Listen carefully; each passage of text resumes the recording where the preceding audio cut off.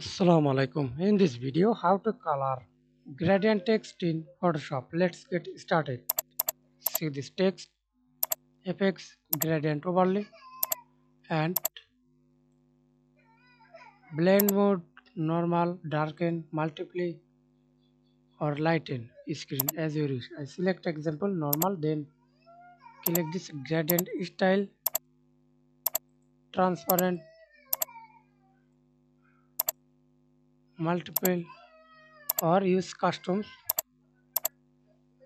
Click edit customs color.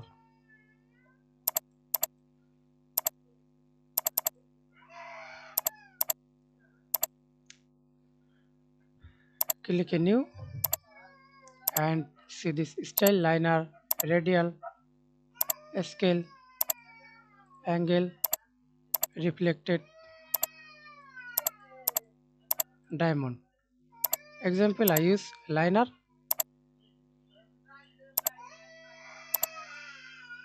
angle. That's it. Thanks for watching video. Please subscribe to my channel, like, comment, share.